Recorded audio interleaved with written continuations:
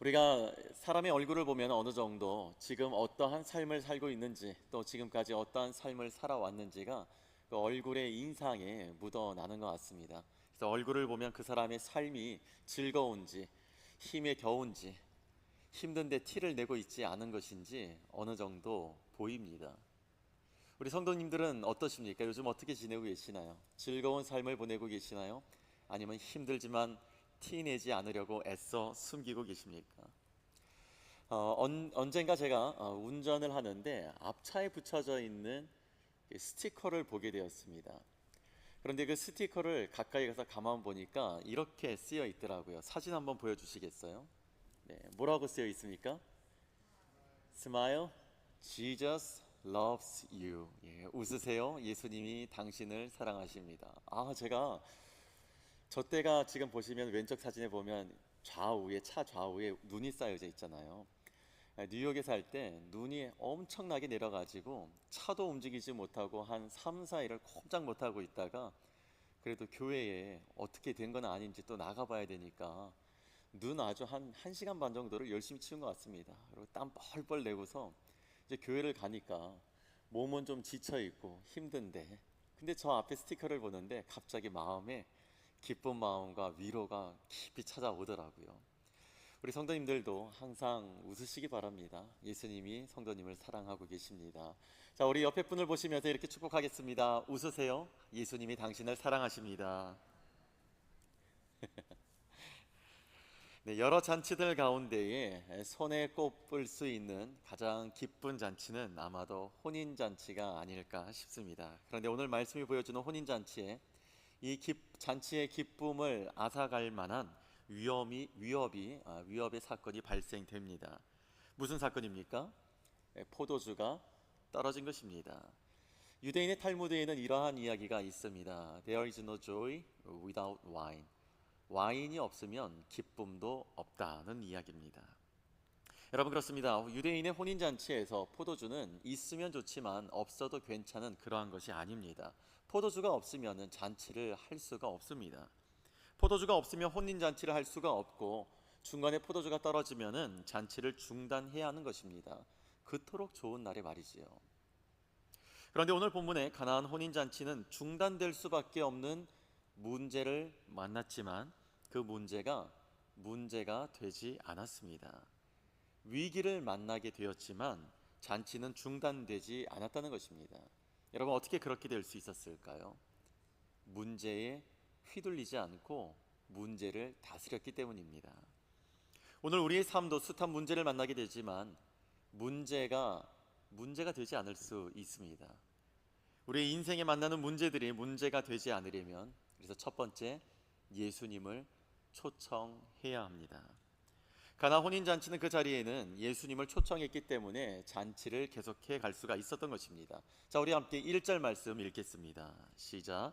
사흘째 되던 날 갈릴리 가나에 혼례가 있어 예수의 어머니도 거기 계시고. 유대인들은 일주일을 셈하는 것이 월화수목금토일이 아니고 첫째 날, 둘째 날, 셋째 날, 넷째 날, 다섯째 날, 여섯째 날, 그 다음 날은 샤바트, 안식일입니다. 우리는 일반적으로 결혼식을 주말에 하잖아요. 일반적으로 우리는 결혼식을 주말에 합니다. 그런데 유대인들은 전통적으로 셋째 날 합니다. 셋째 날, 즉 화요일에 합니다.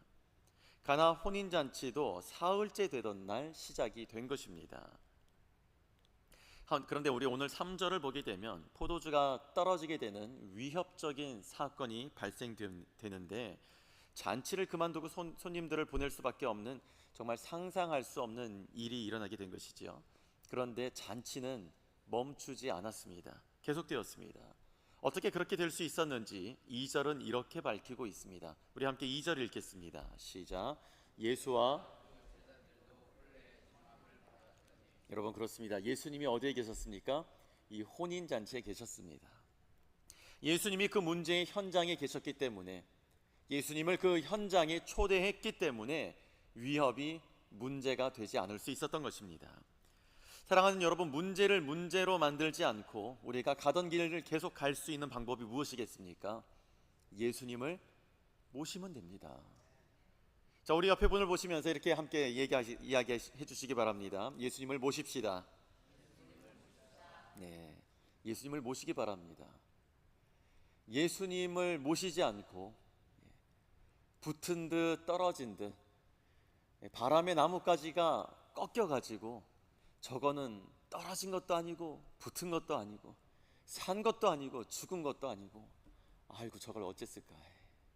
지난번 우리 여기 허리케인 지나갔을 때 그 뒷날 교회 나오니까 하필 감나무에 감이 제일 많이 열려 있었던 그 가지가 또 꺾여가지고 바닥에 처박혀 있는 거예요. 근데 그걸 제가 가만 보니까 그래도 완전히 끊어지지 않고 밑에는 붙어 있는 거예요. 그래서 저걸 어찌했을까, 어떻게 해야 되나 이렇게 보고 있었는데, 여러분 예수님을 믿는데 예수님을 믿는 것인지 믿지 않은 것인지, 여러분 그렇게 여러분의 삶이 그렇게 비춰지지 않도록 예수님을 모시고 살아가시기 바랍니다. 여러분 예수님을 모시면은 문제가 되지 않습니다. 그런데 여러분 중요한 사실은요, 예수님을 날마다 모시고 살아야 합니다. 문제가 있을 때만 하나님 주님 아버지 찾지 마시고 문제가 없는 때에도 우리 삶 자체가 예배잖아요. 우리의 삶 자체가 하나님이 거하시는 성전이잖아요. 그러니까 우리의 몸에 늘 하나님 임재해 계시도록, 우리의 삶에 예수님 늘 동행하시도록 예수님을 모시고 살아가시기 바랍니다. 여러분 분명 지난 어느 시간에 예수님을 구주로 고백하고 영접하셨을 것입니다. 그런데 많은 경우 안타깝게도 이후 살아가는 모습 속에 예수님을 모시고 살아가는 것 같지 않은 것처럼 보여지는 경우들이 너무나 많습니다. 교회도 다니고 예배도 드리고 평소의 일상의 삶을 보면 예수님이 없는 것처럼 살아가는 분들이 제법 많다는 것입니다. 그와 같이 예수님을 모시고 살아가고 있지 않은 그것이 그래서 문제가 되는 것입니다. 그렇게 살다 보니까 문제를 만나게 되면 마음과 생각에서 예수님을 잊어버려 가지고 평소의 삶 속에 기도가 없고, 평소의 삶 속에 말씀 묵상이 없고, 평소 삶 속에서 하나님을 찬양하고 기억하면서 살아가는 그러한 고백과 삶이 없다 보니까 문제를 만나면 예수님을 잊어버리는 거예요. 하나님이 내 안에 임재 계시다는 걸 잊어버리는 거예요. 나의 주님이, 내 삶은 내 것이 아니라 나의 주님이 나를 구원하셨고 나는 예수님의 것이다 라고 하는 걸 잊어버리고 살다 보니까 겪지 않아도 될 문제를 그래서 우리가 겪게 되는 것이고, 겪지 않아도 될 고통을 겪게 되는 것입니다. 하나님을 안 믿는 사람을 우리는 무신론자라고 이렇게 얘기하잖아요. 그런데 그 무신론자들 가운데는 이러한 유형의 무신론자도 있습니다. 실천적 무신론자. 이 실천적 무신론자라는 말이 어떠한 것이냐면요, 분명히 종교를 안 가지고 있어요. 어떤 신도 믿지를 않아요. 하나님도 안 믿어요. 그런데 삶을 보면 누구보다 선하고 사랑하고 주변을 돌아보는 참 괜찮은, 마음을 훈훈하게 하고 따뜻하게 하는 그러한 삶을 사는 사람들이 있다는 거예요. 그러면서도 자기는 자기 마음에 좋아서 그렇게 하는 거지 자기가 누구 신을 믿어서는 그렇게 믿기 때문에 그러는 게 아니다. 이러한 사람이 바로 이 실천적 무신론자입니다. 그런데 오늘날 교회 다니는 분들 가운데서도 많은 경우 이 실천적 무신론자와 같은 모습을 갖고 있는 분들이 제법 많다는 생각을 합니다. 교회에서 직분을 가지고 있습니다. 또 평생, 또 오랜 시간을 교회를 다니고 있습니다. 섬김의 자리에도 서 있습니다. 그렇게 하는데도 열심은 있는데 그 중심에 예수님이 없는 것입니다. 그래서 예수님이 없는 사람처럼 그렇게 살아가는 것입니다. 하나님이 어떻게 보실지, 어떻게 보고 계시는지 생각하지 않고 내 마음의 감정이 자극이 되면 사람과 싸웁니다. 인생의 중요한 결정을 하는 데 있어서 하나님을 생각하지 않고, 나를 부르신 하나님의 뜻을 생각하지 않고, 진중하게 기도 제대로 해보지 않고 내 기준과 생각에 어떻게 하는 게 나한테 좋은 건가 내가 생각하고 내가 판단해서 결정을 합니다. 자녀의 미래도 하나님께서 나에게 이 자녀를 주셨다, 나의 아들과 딸은 하나님의 기업이다, 말은 이렇게 하는데 결국 선택하는 것을 보면 하나님의 뜻을 생각하지 않고 무조건 좋은 대학, 무조건 좋은 직장, 무조건 그래도 좀 사회적으로 안정된 사람하고 결혼해야 된다, 이렇게만 생각을 한다는 것이지요. 이것이 바로 실천적 무신론자들의 두드러진 특징입니다. 여러분, 중요한 것은 우리의 삶의 날마다 하나님이 함께 하고 계시는지, 또한 예수님을 모시고 계시는지가 매우 중요합니다. 한국에 예수원이라고 하는 공동체가 있습니다. 이 예수원이라고 하는 공동체를 만들어서 한국 사회에 선한 영향력을 끼친 대천덕 신부님이라는 분이 계시는데요. 이분이 오늘 우리들이 본받아야 할 참 좋은 삶의 습관을 가지고 계셨습니다. 대천덕 신부님은 매일 아침 일찍 일어나서 하나님의 말씀을 읽고 기도하실 때에 그날 하루에 계획되어 있는 일정들을 놓고서 이렇게 기도를 하셨습니다. 하나님, 오늘 몇 시에 누구를 만납니다. 그분과 나눠야 할 이야기를 도와주세요. 오늘 누구와 몇 시에 식사 약속이 있습니다. 그때 그분을 잘 격려할 수 있도록 예수님 오셔서 저를 도와주세요. 이런 식으로 그날 일정을 하나하나 놓고 기도하면서 하나님 오셔서 함께 해주세요, 하나님 예수님 오셔서 도와주세요 라면서 그러한 기도를 드리셨다고 합니다. 하루의 일정을 위해서 기도하고 그 일정을 하기 전에도 또한 예수님 지금 들어갑니다, 이제 만나러 갑니다, 저와 함께 같이 해주세요 라면서 기도하면서 사셨습니다. 어느 주일학교에 교회의 주일학교 아이들이 야외 예배를 다녀왔다고 합니다. 자연 속에서 아이들이 신나게 뛰어놀고 맛있는 것도 많이 먹고 이제 교회로 돌아와서 이제 집으로 돌아가기 전에 전도사님, 담당 전도사님이 아이들에게 물었습니다. 여러분 오늘 즐거웠나요? 라고 이렇게 묻자 아이들이 아직까지도 흥분이 가시지가 않아가지고 네 하면서 흥분의 대답을 했다고 합니다. 그럼 누가 하나님께 감사 기도 드리겠어요? 그랬더니 한 아이가 손을 번쩍 들면서 제가 할게요 하고 앞으로 나와가지고 기도를 하는데 이렇게 기도를 합니다. 하나님 오늘 정말 재미있었어요. 맛있는 것도 많이 먹고 신나게 놀 수 있었어요. 오늘 하나님도 여기 같이 오셨으면 참 좋았을 텐데. 여러분, 이것이 오늘 우리들의 모습은 아닌지 모르겠습니다. 하나님을 믿으면서도 하나님 빼놓고 예수님 빼놓고 그냥 우리들끼리 즐겁고 재미있게 살아가고 있는 것은 아닌지 모르겠습니다. 여러분은 날마다 예수님과 함께 하고 계십니까? 하루의 모든 순간을 내 힘으로 살지 않고 하나님께 기도하며 하나님의 은혜 아래에 여러분 정말 잘 지내고 계십니까? 어느 누구에게나 인생의 숱한 파도를 타고 문제들이 옵니다. 정말 그래서 보면은 문제 없는 가정이 없습니다. 문제가 없는 공동체도 없고요, 문제가 없는 나라도 없습니다. 어디를 가도 사람이 있는 곳에는 다 문제가 있습니다. 그러니 여러분 경청하시기 바랍니다. 문제가 있는 것은 문제가 아닙니다. 문제를 극복하지 못하는 것이 문제인 것입니다. 자, 우리 옆에 분과 이렇게 나누겠습니다. 문제가 있는 것은 문제가 아닙니다. 문제를 극복하지 못하는 것이 문제입니다. 네. 여러분, 문제가 있는 건 문제가 아니에요. 문제를 극복하지 못하기 때문에 문제가 되는 것입니다. 여러분, 그렇기 때문에 우리가 어떻게 극복할 수 없는 문제들을 넘어설 수 있겠습니까?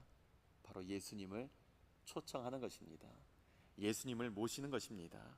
저는 우리 모두가 예수님의 이름으로, 그 이름의 능력으로 평강과 승리의 삶을 다 함께 살아갈 수 있게 되기를 주님의 이름으로 축복합니다. 우리의 삶이 문제가 되지 않으려면 두 번째, 기도해야 합니다. 자, 우리 함께 오늘 본문 3절 읽겠습니다. 시작. 포도주가 떨어진지라 예수의 어머니가 예수에게 이르되 저들에게 포도주가 없다 하니. 자, 여러분 오늘 말씀을 잘 보시기 바랍니다. 오늘 성경은 정확하게 문제를 기록하고 있습니다. 문제를 회피하고 있지 않습니다. 문제를 지금 정확하게 기록하고 있는 이 이유가 무엇이겠습니까? 문제는 직면해야 한다는 것입니다. 그와 같이 직면해야 해결할 수가 있는 것입니다. 그런데 중요한 것은 이 직면해서 해결해가는 방법입니다. 혼인잔치에 포도주가 떨어지는 문제가 생기자 마리아가 어떻게 하고 있습니까? 문제를 가지고 예수님에게 갔습니다. 적지 않은 분들은 문제를 직면해서 해결하는 것을 이렇게 생각을 합니다. 실제적으로 당사자를 만나가지고 그래서 이야기를 하고 해결을 하기 위한 노력을 기울이는 것이 직면하여서 해결하는 방법이라고 생각을 합니다. 하지만 성경이 가르쳐주는 문제 해결의 방법은 삼자 대면을 하고 이치를 따져 묻고 서로 화해하면서 합의를 하는 것이 아닙니다.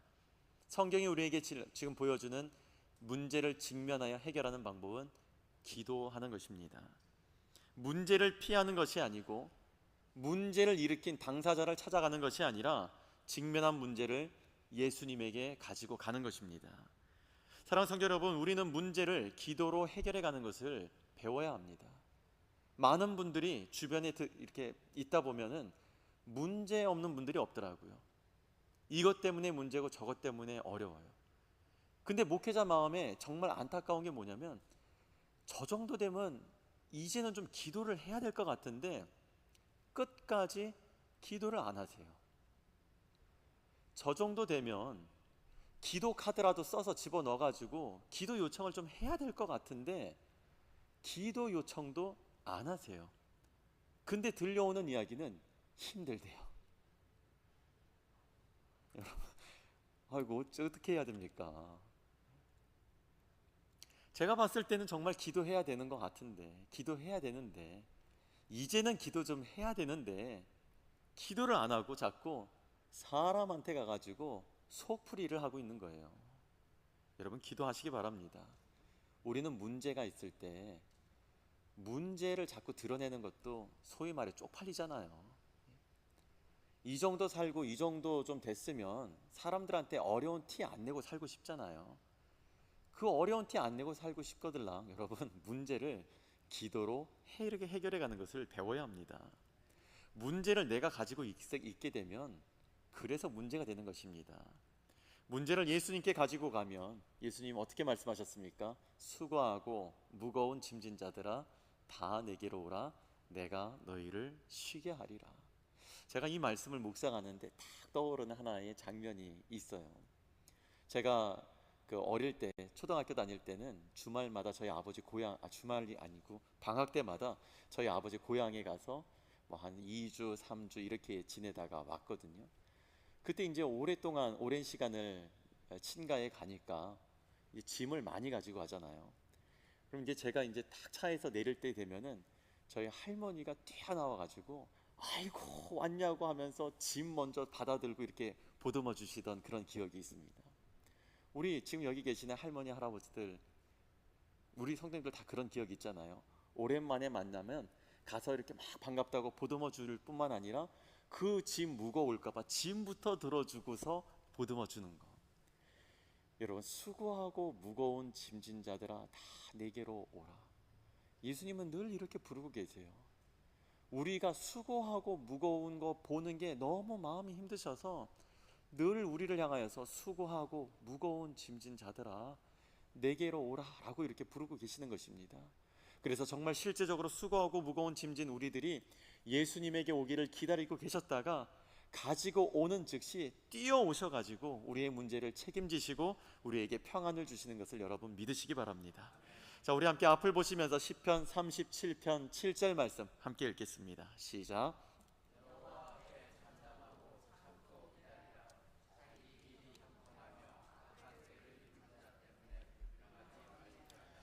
여러분, 그렇습니다. 우리가 기도하다 보면은 사실은 마음이 힘든데 기도하다가도 지칠 때가 옵니다. 기도해도 상황이 달라지지 않고 기도하는데도 뭐 하나 마음의 감동도 없는 것 같고, 그런데 그러다 보면 우리가 지치게 된다는 것입니다. 근데 원리가 이렇더라고요. 물도 우리가 뭔가 끓이기 위해서 가스불 위에 올려놓잖아요. 물 이렇게 냄비에 받아놓고서 기도하고 있는다고 해가지고 이게 끓고 그러나요? 아니잖아요. 불을 붙여야 되잖아요. 근데 불을 붙이는 즉시 기도하고 불을 붙였으니까 바로 그 즉시 끓나요? 아니에요. 불을 붙이고 100도까지 올라가야 그제서야 물이 끓기 시작하는 것처럼 기도도 그렇습니다. 하나님의 임재를 경험하는 시간이 필요해요. 하나님의 손을 느낄 수 있는 시간이 필요합니다. 하나님께서 응답해 주시는 데까지의 시간이 또한 필요한 것입니다. 그러니까 여러분, 기도하다가 아이고 뭐 기도 하나 마나 뭐 목사님 기도하라 그래서 기도했는데 뭐 똑같아요, 뭐 이러지 마세요. 기도하는 것과 기도하지 않는 것은 분명하게 달라요. 어떻게 기도하지 않는 것과 기도하는 게 같을 수가 있습니까?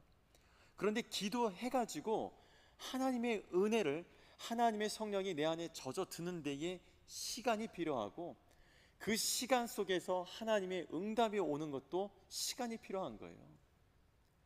그 이유는 아마 각자의 사정에 달려 있지 않을까 생각됩니다. 금방 응답 주면은 그 응답되는 거 참 좋은 것이지만, 금방 하나님께서 줘버리면은 또 그냥 뭐 그러면 되는 줄 알고서 하나님의 은혜를 잊어버리고 살아갈까봐, 충분히 하나님의 은혜와 하나님의 손길을 우리가 경험해야 될 어떤 이유가 있기 때문에, 그래서 하나님께서 각자에게 주시는 시간은 다를 수가 있다는 것입니다. 그러면 여러분, 기도해야 되는 것은 당연한 것이지만 여러분 꼭 기억하시기 바랍니다. 잠잠하고 참고 기다려야 합니다. 당장 기도가 안 된다고, 기도해도 달라지는 게 없다고 해서 여러분 기도해야 하는 그 시간에 원망하고 불평하고 전혀 도움이 안 되는 그런 생각하는 것을 여러분 멈추시고, 그러한 시간들을 다 아껴서 기도하는 데에 보태시기 바랍니다. 이제 우리 성도님들은 다 아시죠? 기도하면 반드시 뭐가 옵니까? 응답의 때가 옵니다. 기도는 길어도 응답은요, 한순간이에요. 기도는 내가 하지만 응답은 누가 하십니까? 하나님이 하시는 것입니다. 할렐루야. 예, 여러분 잘 젖어 들어가고 계시네요. 그렇습니다. 여러분, 기도하면 분명히 달라집니다. 새들 가운데 세크터리 벌드라고 하는 새가 있습니다. 이 새가 날기도 아주 잘 날고 아주 사냥에 능한 새라고 합니다. 그런데 이 새가 자신이 위기다라고 느끼게 되면, 그렇게 하늘을 잘 나는 새가 날개를 펴지도 못하고 마치 땅을 기다시피 하다가 결국 그래서 잡힌다고 합니다. 그런데 제가 이 새에 대한 이야기를 읽다가 이것이 꼭 오늘 우리의 삶과도 너무 흡사하다라는 생각을 하게 되었습니다. 날아야 할 때에 날지 못하고, 독수리 줄을 향해서 독수리 날개치듯 날개를 펴고서 하나님의 은혜로 보좌로 날아가야 하는데, 그 기도에 날개를 펴지 못하는 우리들의 모습과 참 비슷하다라는 생각을 했습니다.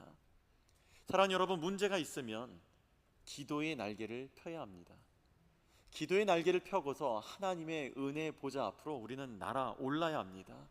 우리는 기도로 문제를 해결해 가는 것을 배워야 합니다. 포도주가 떨어져 잔치를 중단하게 될 위기였지만, 이 위기를 극복하고 잔치의 기쁨을 계속해서 이어갈 수 있었던 비결은 바로 예수님께 문제를 가지고 간 것입니다. 우리 MKBC 성도님들은 예기해가 무슨 말인지 다 기억하시죠? 예수님의 이름으로 기도해. 여러분, 예수님의 이름으로 기도하면 그 이름의 능력을 다 경험하게 되는 것을 믿으시기 바랍니다. 사랑하는 성도님들, 문제에 시달리지 마시고 예수님의 이름으로 기도함으로 문제를 다 다스리시고 정복하는 삶을 살아가시기를 주님의 이름으로 축복합니다. 마지막으로 우리가 문제가 되지 않으려면 세 번째, 예수님의 말씀에 순종해야 합니다. 우리는 예수님께 순종하는 것을 배워야 합니다. 우리는 예수님을 다 믿습니다. 그런데 그 믿음의 증거는요, 우리가 얼마나 예수님의 말씀에 순종하느냐를 보면 예수님을 얼마나 믿느냐를 알 수 있는 것입니다. 제가 어릴 때에 이런 기억이 있습니다. 저희 아버지가 이렇게 바닥하고 방하고의 문턱이 좀 높은데, 문턱 위에 제가 서 있으면 저를 보고 뛰라 그래요. 뛰어! 왜 뛰라고 할까요? 뛰어도 아버지가 잡아주려고. 그런데 처음에 이 문지방에서 뛴다는 게 이게 쉽지가 않아요. 아버지를 못 믿는 게 아닌데 뛰는 게 쉽지가 않습니다. 그런데 아버지가 뛰면은 잡아준다는 걸 경험하면, 아버지가 조금 더 뒤로 가도 아버지가 나를 잡아줄 거라고 하는 것을 아니까, 그리고 경험했으니까 그 문지방에서 펄쩍 뛰어내릴 수가 있는 것입니다. 여러분, 그와 같이 우리들에게는 순종하는 것이 필요합니다. 우리가 어느 정도나 하나님의 말씀에 순종하고 있는지를 보면, 우리가 다 하나님을 믿는다고 하지만 어느 정도로, 얼만큼 믿고 있는지가 그 삶의 순종을 보면 알 수가 있는 것입니다. 그런데 여러분, 특별히 시급한 위기를 만나게 될 때, 그때가 바로 순종을 배울 수 있는 최적의 환경이라는 것을 기억하시기 바랍니다. 자, 우리 함께 오늘 말씀의 4절 말씀을 읽겠습니다. 시작. 예수께서 이르시되 여자여 나와 무슨 상관이 있나이까 내 때가 아직 이르지 아니하였나이다. 예수님께서 어머니 마리아의 요청을 거절한 것처럼 보이지만 예수님은 지금 거절한 것이 아닙니다. 마리아의 그 다음 행동을 보면 알 수 있습니다. 자, 함께 우리 5절 말씀 읽겠습니다. 시작.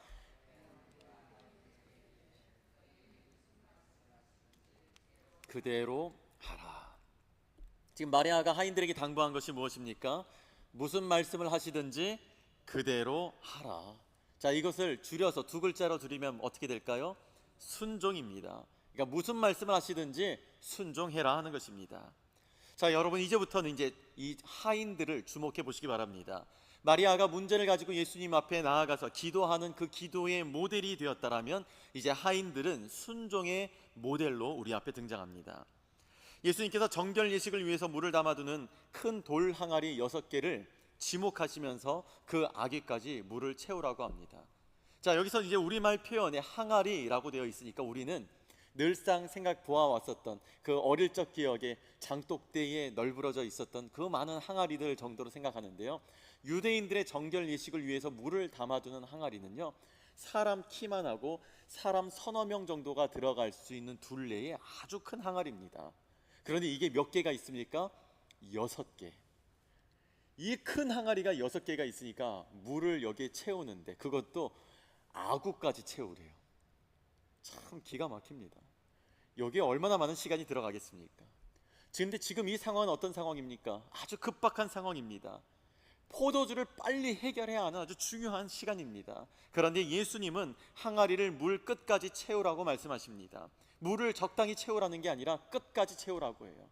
이 말을 오늘 우리들에게 다시 적용하면 기도 적당히 하라는 게 아닙니다. 기도하다 말으라고 하는 게 아니라 응답될 때까지 끝까지 기도하라고 하는 것입니다. 예수께서 물을 끝까지 채우라고 말씀하십니다. 그런데 이것이 6개의 항아리나 되는데 말이죠.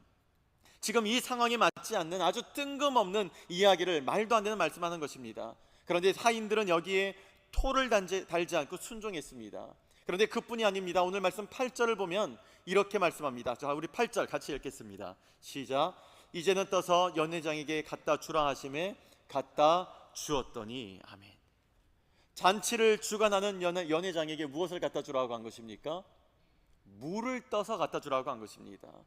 지금 손님들과 연회장이 기다리고 있는 것은 포도주입니다. 그런데 포도주를 기다리고 있는 사람들에게 물을 떠다 주면은 뭐라고 말하겠습니까?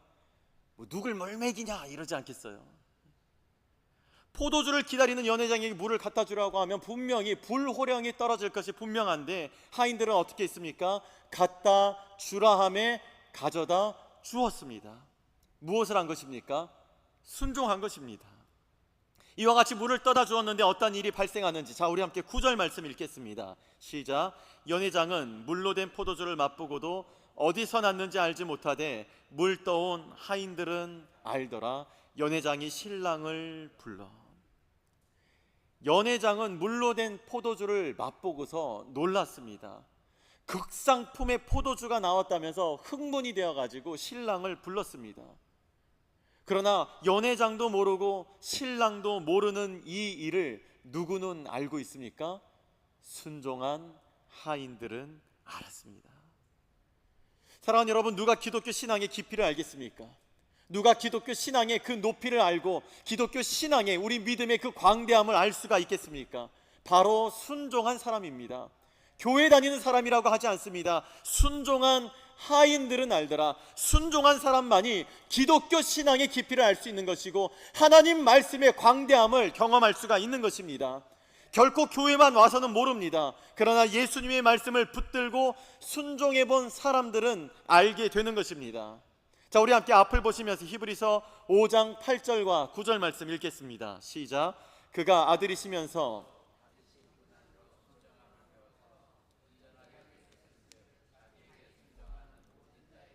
영원한 구원의 근원이 되시고, 예수님도 평생 순종을 배우셨습니다.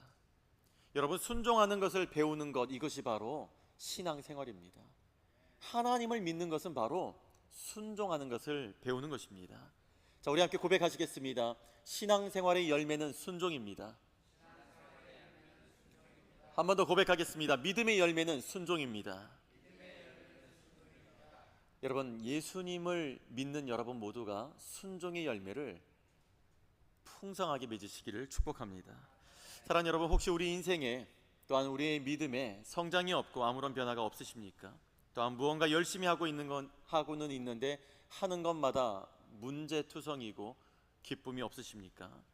그렇다면 꼭 점검해 보시기 바랍니다. 범사에 예수님을 모시고 살아가고 있는지, 그리고 또한 문제가 생겼을 때 기도로 해결하고 있는지, 그리고 예수님의 말씀에 순종하면서 살고 있는지. 예수님을 초청하여 모시고 예수님의 이름으로 기도하고 예수님의 말씀대로 순종하면 어떠한 문제든지 문제가 되지 않습니다. 세상을 우리 안에 있는 기쁨을 빼앗아가기 위해서 수시로 빼앗아가려고 많은 시도를 하고 있지만 예수님 안에 있는 우리에게는 결코 기쁨이 끊어지지 않습니다. 우리 MKBC 성도님들 모두가 예수님을 범사에 모시고 그리고 예수님의 이름으로 기도하고 말씀대로 순종함으로 문제를 넘어 주 안에서의 기쁨의 삶을 다 함께 살아갈 수 있게 되기를 살아계신 우리 주님 예수 그리스도의 이름으로 축원합니다.